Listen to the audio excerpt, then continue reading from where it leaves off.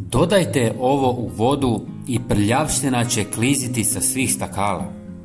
Ali to nije sve. Prozori vašeg doma ili automobila ostat će čisti dulje, manje će se zamagljivati i neće lako pokazivati otiske prstiju. Zvuči nevjerovatno. Potreban vam je samo jedan povoljan sastojak.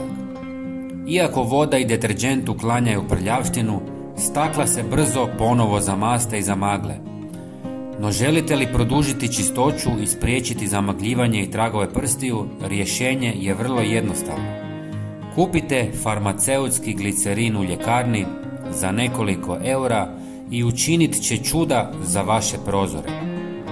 Pomiješan s vodom, glicerin stvara nevidljivi sloj koji sprječava zamagljivanje i taloženje prljavštine.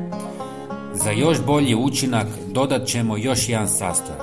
U litru tople vode umiješajte 1 žlicu glicerina i 100 ml bijelog octa ili 80% alkohola.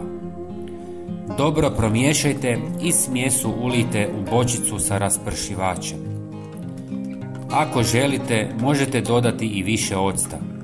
Glicerin stvara zaštitni sloj, dok ocat ili alkohol razgrađuju masnoće i dezinficiraju staklo. Prskajte ovu smjesu po staklima i uživajte u blistavim, dugotrajno čistim prozorima.